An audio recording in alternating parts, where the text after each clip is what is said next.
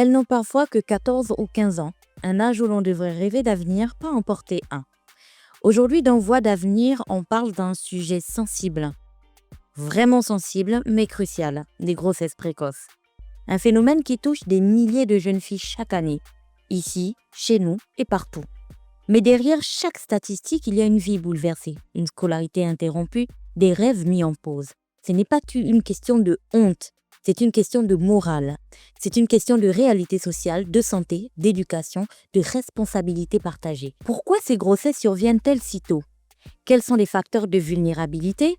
Quel rôle joue le silence, le manque d'information, la pression sociale ou les violences sexuelles? Dans cet épisode, nous discuterons avec deux jeunes filles qui ont vécu cette réalité.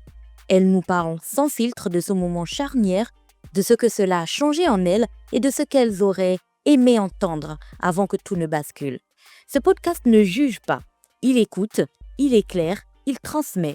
Parce que parler de grossesse précoce, ce n'est pas parler que de filles, c'est parler aussi des garçons, des familles, de l'école, des politiques publiques. C'est rappeler que chaque jeune a droit à l'information, à la protection et à l'accompagnement. Voix d'avenir, c'est un espace de parole et de transmission porté par Urban FM en partenariat avec l'UNICEF. Bienvenue dans cet épisode, un épisode qui ne veut pas blâmer, mais comprendre, qui ne veut pas alarmer, mais prévenir, qui ne cherche pas à parler à la place des filles, mais avec elles. Bienvenue dans Voix d'avenir. Pour cet épisode, nous serons avec Nolwenn et Orlan. Écoutez-les très bien, vous allez être vraiment édifiés. Alors, on va commencer avec Nolwenn. Alors, Nolwenn, comment ça va? Je vais bien, merci. Alors, tu as quel âge? Qu'est-ce que tu fais dans la vie? J'ai 19 ans, je suis élève en classe de première au lycée Nelson Mandela. Et accessoirement ambassadeur UNICEF. Lycée oui. Orlan? Alors, je m'appelle Orlan, j'ai 23 ans. Je suis actuellement en stage à Médis. Je suis étudiante en analyse de données et maman d'une petite fille de 5 ans. Génial. Alors, c'est bien que tu aies dit maman d'une petite fille de 5 ans parce que la thématique que l'on va aborder aujourd'hui est extrêmement importante.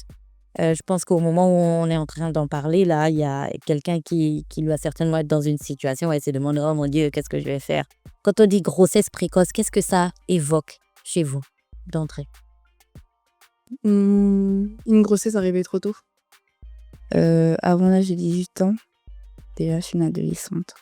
Alors, tu as dit que tu es maman d'un enfant de 5 ans. À quel âge exactement tu es tombée enceinte et puis comment est-ce que tu as vécu ça?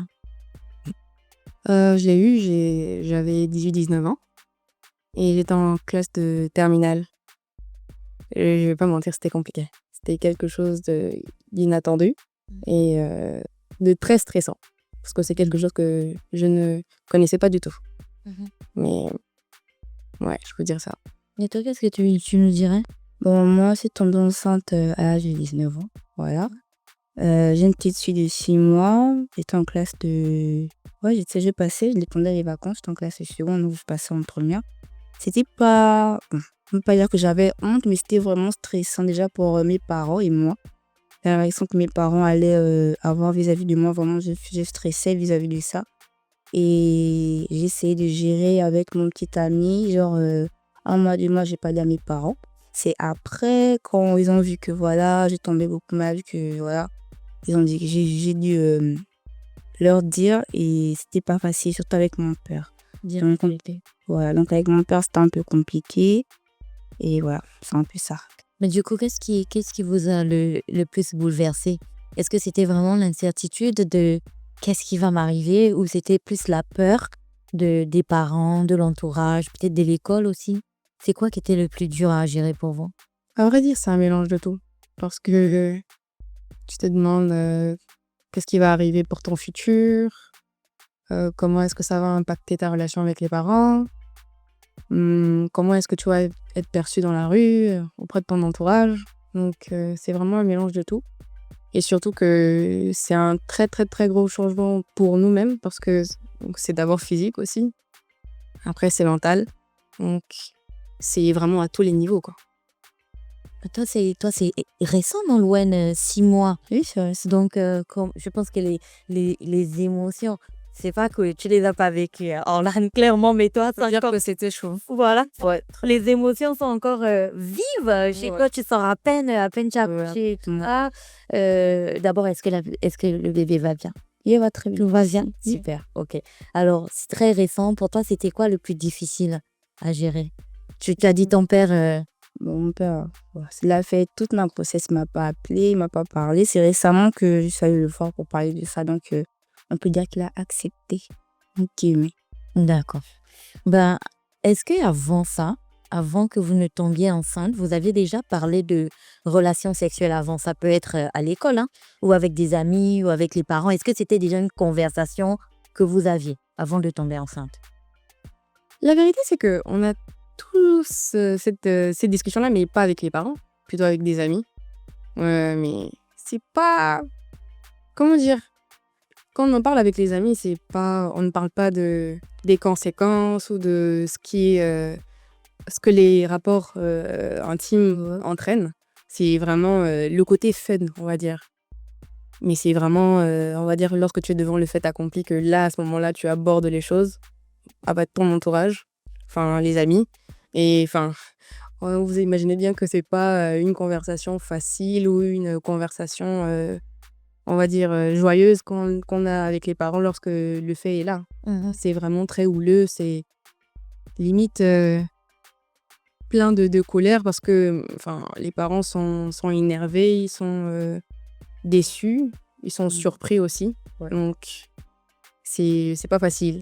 Et avec les amis, lorsque c'est le cas, c'est comment est-ce que tu vas gérer, comment est-ce que tu vas faire, est-ce que tu vas le garder? Ce sont des questions qui reviennent beaucoup et c'est vraiment, on se demande qu'est-ce qui va arriver dans le futur, quoi. C'est ça. Toi qui es encore au lycée, Nolwenn, est-ce que tu penses que c'est quelque chose dont on parle? Est-ce que toi, tu en parlais? Orlan dit clairement avec ses amis, genre, on en parle, c'est fun, c'est amusant, le Ken, voilà. Mais bon, est-ce que au lycée, tu peux dire que, ben, vas-y, on en parle, on a un peu des informations? Tu dirais ça? non, pas vraiment. Pas vraiment. Sauf que. Non, on n'a pas des informations sur les conséquences, comme elle a dit, juste le fun et tout. On parle pas vraiment des conséquences. Est-ce que tu t'es protégé? Est-ce que tu sais que si tu fais ça, tu vas avoir ça? Non, juste le fun, comme elle a dit. Alors, quelles sont les informations qui, selon toi, Orlan, te manquaient à l'époque? Tu l'as bien dit, hein, on parlait de tout, mais on parlait pas de conséquences. Est-ce que à l'époque aussi, tu avais peut-être des informations sur les différents types de protection qui existaient, et ainsi de suite? Est-ce que c'est quelque chose qui te parlait à l'époque? Après, il est important de dire que, je sais pas si c'est le cas pour toi, Nolwenn, mais quand moi j'étais à Immaculée, en 5e, 6e, 5e, on a eu des cours sur l'aspect scientifique de comment on tombe enceinte, comment calculer un cycle menstruel, mais c'est pas assez détaillé. Et on ne parle pas. Franchement, il y a trop de détails qui sont sautés. Et la réalité est tout autre sur le terrain. C'est que même avec ou sans protection, Il y a des risques. il y a des risques très élevés et surtout que le corps d'une femme à une autre diffère. Donc, et c'est pas seulement que pour les femmes, donc que ce soit chez les femmes ou les garçons, et chez les garçons aussi, c'est pas. Franchement, je vais dire que c'est trop basique comme enseignement qu'on a À l'école. ouais, à l'école. Donc, à l'école, on parlait. On a de biologie et tout, on voit un peu la structure du corps humain, comment est-ce que la fécondation se passe, et ainsi de suite, mais c'était pas suffisant. Vraiment pas parce que du coup, on nous explique pas l'aspect technique. On va dire comment les choses se passent. Faut pas dire n'importe quoi. L'aspect technique, comment est-ce que ça se produit? On va juste parler des changements qui arrivent dans le corps quand il y a fécondation, etc. Mais comment est-ce qu'on fait des bébés? Comment est-ce que les éviter? Comment Est-ce que vous diriez que du coup, à cette époque, vous étiez au fait des différents types de protection, de contraception qui existent? une ou deux, mais pas vraiment. Moi, je connaissais quoi? Je connaissais la pilule, Laquelle des pilules? le lendemain. D'accord. Le lendemain, le stérilet, l'implant. Le préservatif aussi, ouais, En fait, c'est les trucs que tu connaissais comme ça. Voilà. Alors, quand il y a le Voilà. quand il y a le devoir, on fait ça. Voilà. ok, Tu mais- l'apprends, mais tu sais voilà. vraiment ce À quoi ça sert et tout, genre.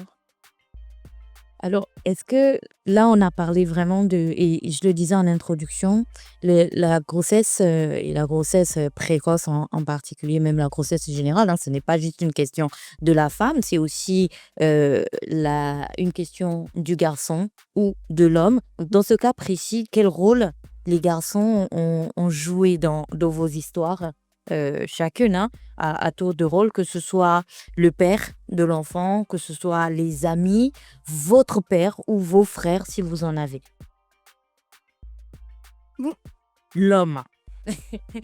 Donc, peu importe le rôle qu'il joue dans vos vies, qu'il soit votre père, votre frère, vos amis ou qu'il ait été le père de l'enfant. Quel est le rôle qu'ils ont chacun joué? Chacun avec Pendant sa cette casquette. période? Oui. Bon. Je vais commencer par mon père.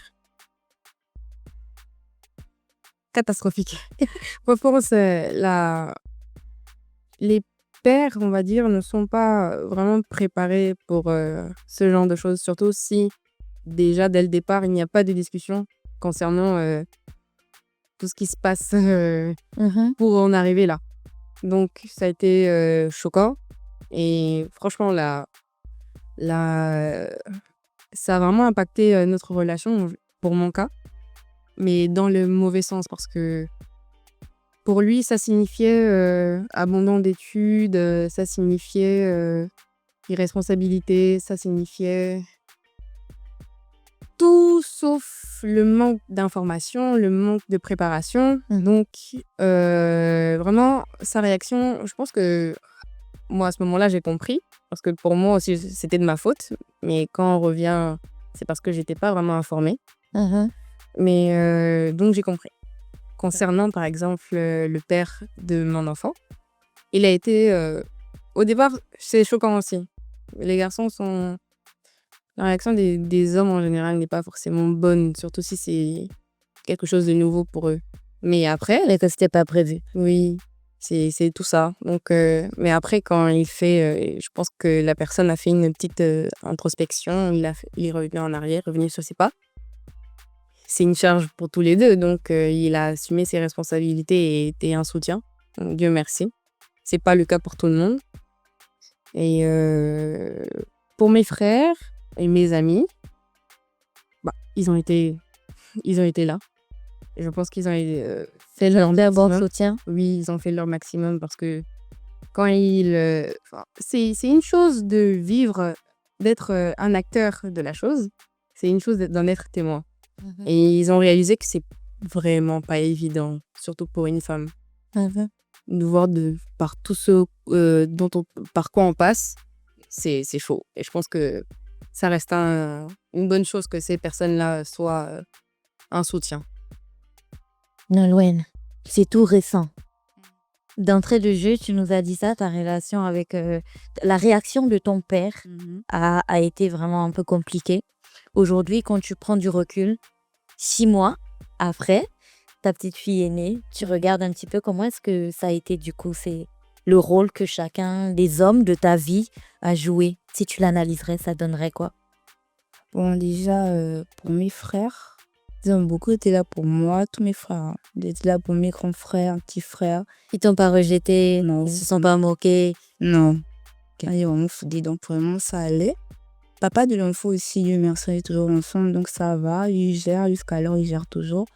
C'est juste mon papa qui n'a pas vraiment adhéré la chose jusqu'alors. Quand je dis, il a accepté entre griffes, juste parce qu'il a encore des espoirs. Comme il a dit, il m'a parlé, il m'a dit qu'il a encore des espoirs, qu'il a personne moi, qu'il espère juste que j'ai le bac. Et c'est pas le cas, et bah, il m'oublie. Donc c'est vraiment une pression. C'est dur. Voilà, c'est vraiment une pression que j'ai sur déjà l'examen que je dois passer l'année prochaine. C'est vraiment une pression. Et sur aussi le fait que je dois montrer à ma mère et à mes oncles et tantes que je ne suis pas en échec, parce que j'ai un enfant, que les études, ce sera la forme, ce sera une catastrophe dans ma vie. Je fais vraiment tout pour que les pensées ne vont pas vers mon enfant en disant que c'est à cause de toi, que ta mère, voilà. J'essaie vraiment de tenir le coup, mais c'est vraiment pas facile. J'imagine bien.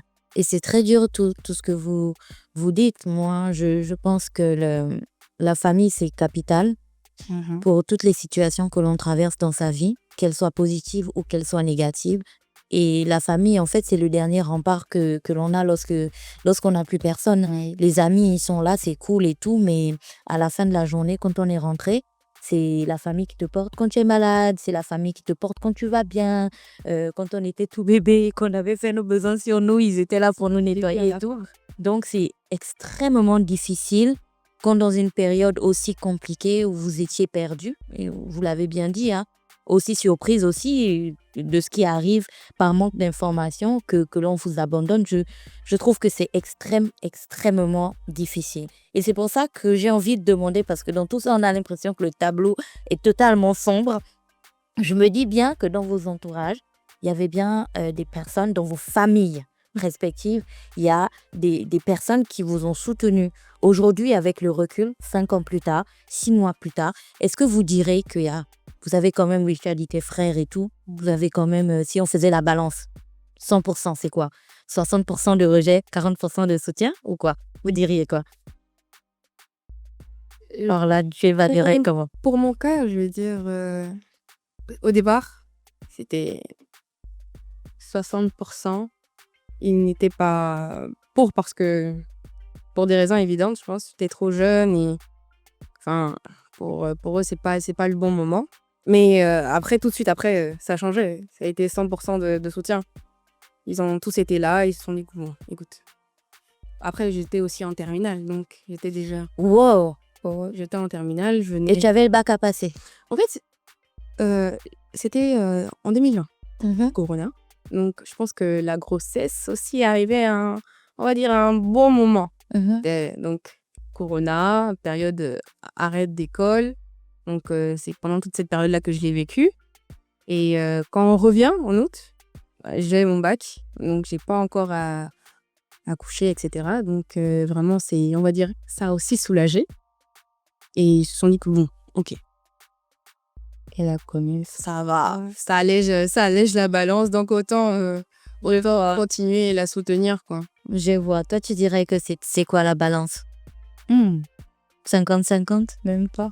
On va dire quoi, 70 de rejet et le 30 de soutien, juste ma mère en fait. C'est vraiment ma mère qui était là pour moi tout le long jusqu'à l'heure aussi, avec mon petit ami, comme je vous ai dit. Voilà, c'est un peu ça. Mon papa, toujours de son côté et tout. Voilà, c'est un peu ça. Alors, ça, c'est une question que je vais juste vous rajouter pour qu'on comprenne bien. L'impact que le rejet a sur une personne, qu'est-ce que ça a brisé chez vous? La confiance en soi. Ça. Franchement, je me suis un peu. Comment dire? Rabaissé? J'ai cru à un moment que toutes ces filles de mon âge qui ont pu passer cette étape-là de vraiment jeune enfin, on va dire fin de l'adolescence à début de l'âge adulte, sans avoir d'enfant, étaient meilleures que moi. Parce que, sincèrement, c'est stressant et on se dit, bah, on a raté quelque chose, quoi. Et c'est. Et les mots que les gens disent, ça finit par résonner. Tu vaux pas, tu es une échec. À la maison, on est seul. Enfin, quand tu es avec toi-même et que surtout tu. Moi, il y a un moment, je me regardais, j'étais enceinte et je me disais, mais qu'est-ce que j'ai fait en fait? Je m'en veux, je regrette de pas avoir. Désolée, ça choque de pas avoir avorté, etc. Je m'en voulais. Mais après, le mal est fait. Et je pense qu'à partir du moment où le mal est fait, il faut positiver et prendre. Avancer, prendre de la responsabilité. C'est ça. Qu'est-ce que ça a brisé en toi? Bah, comme il a dit, la confiance en soi.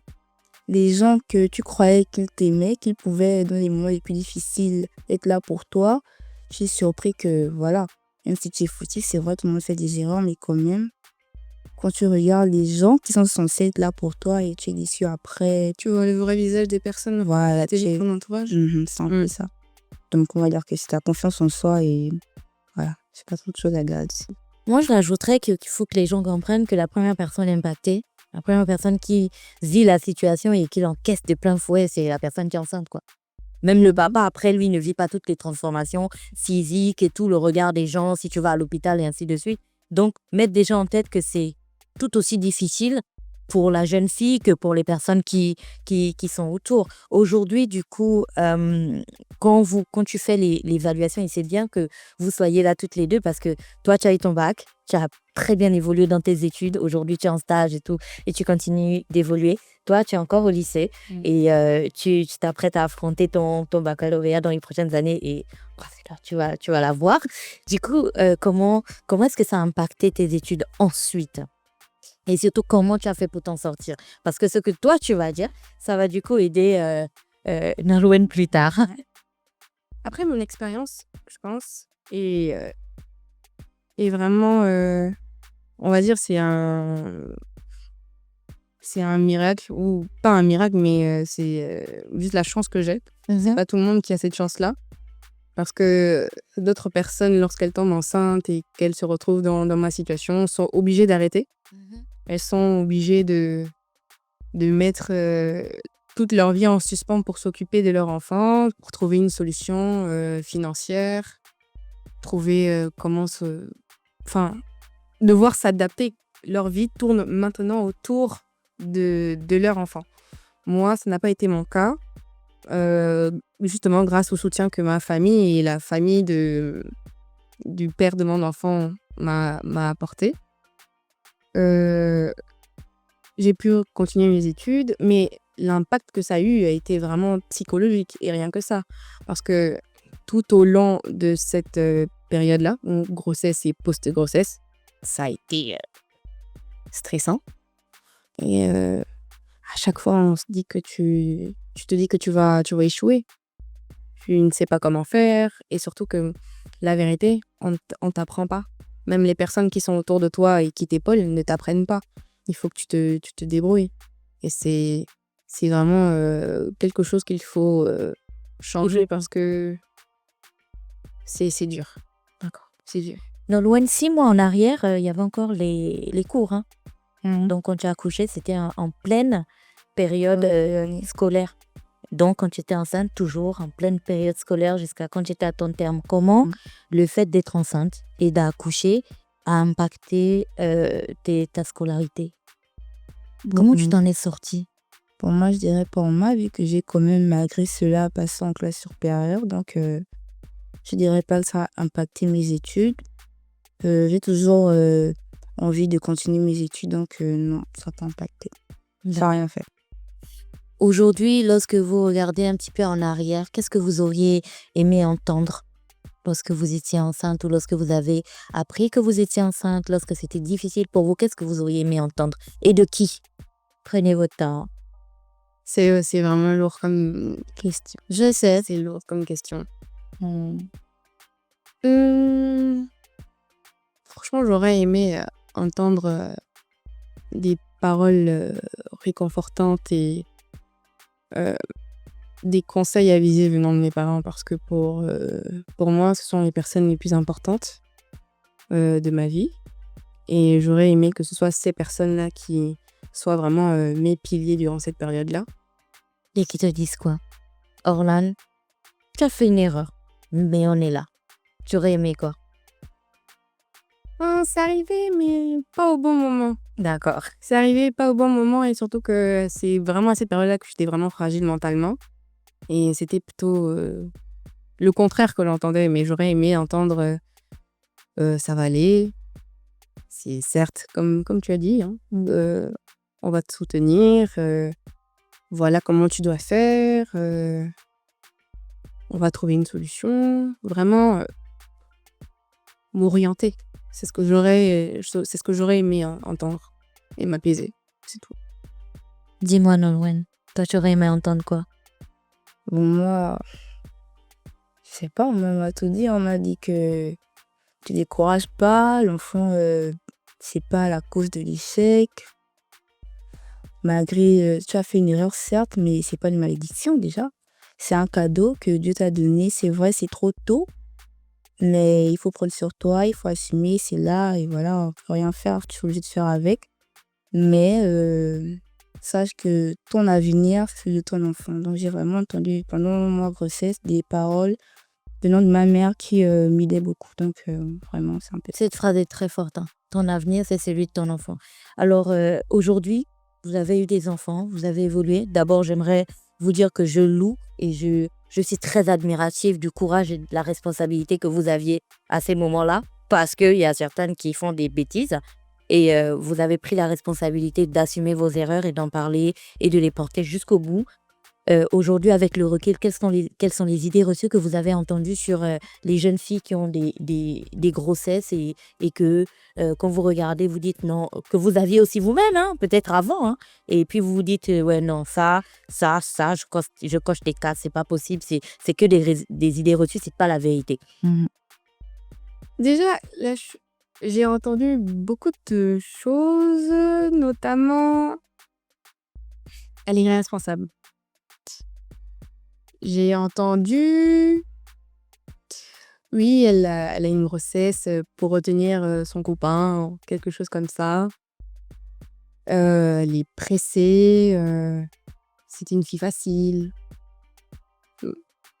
Plein de choses de ce genre. Nolwenn, dis-moi. Bon, moi, je sais que tu me disais qu'on voit une fille enceinte, genre après des vacances, quand on revient à l'école et tout, on voit que, oh là, on rentre et tout. Moi, je me disais que c'était une fille facile, que c'était une fille qui aimait les hommes, que voilà, c'était une fille du dehors, alors que c'est pas à peu près que tu es dehors que même à la maison. Hein. Moi, c'est une fille enfant de la barrière, si on peut dire ça. Donc voilà, que c'était une fille qui n'écoutait pas ses parents, ou bien qui jouait avec sa vie. Voilà. Qui va échouer. Voilà. C'est ça. Alors, la dernière question que je vais vous poser, si aujourd'hui vous aviez un message à envoyer aux autres filles qui traversent la même chose, mais aussi aux parents, aux amis, enfin aux personnes en général qui écoutent, ce serait quoi? Vas-y, dis-moi, Nolwenn, on commence par toi. Moi, je dirais déjà aux parents que l'erreur est humaine. Pendant cette période, on a vraiment besoin de soutien mental déjà, bien que physique, parce que physique, c'est une autre forme déjà. On a besoin de soutien mental, on n'a pas besoin que on vienne encore nous mettre une pression en disant que non, tu es un échec. On a besoin vraiment qu'on nous soutienne mentalement. Aux enseignants, je dirais que, déjà moi, mon cas, les enseignants qui se moquaient de moi déjà, qui disaient que oh ma chérie, tu as les ballons d'or, voilà, un peu de trucs comme ça, qui m'humilient, on peut dire ça. Donc j'aimerais vraiment dire que déjà dans nos têtes, c'est pas stable. Donc on a dans nos têtes, on veut pas. Pour nous, l'école, c'est un lieu de honte, de mépris. Donc vraiment, quand eux, ils nous font ça, ça nous pousse pas à continuer nos études du coup. J'aimerais leur dire qu'il faut qu'ils nous soutiennent, voilà, qu'ils nous soutiennent un peu de nos études. Donc c'est un peu ça. Et à la jeune fille qui est enceinte en ce moment, qui traverse cette situation? À la jeune fille qui est enceinte, je dirais de ne pas abandonner. C'est pas la fin du monde. Bien que c'est difficile, mais il faut assumer ses erreurs. D'être bien entouré. D'être bien entouré, surtout se tourner aussi vers Dieu. Parce que moi, c'est qui m'a vraiment aidé, la prière, la prière, la prière. Voilà, c'est un peu ça. Super. Merci beaucoup, Nolwenn. Dis-moi, Orlan, si toi, tu avais un message à envoyer aux filles qui traversent cette situation, aux parents, à l'entourage, aux personnes qui écoutent, aux enseignants, tu dirais quoi? Premièrement, la fille enceinte actuellement, je dirais qu'elle n'est pas honte de demander de l'aide.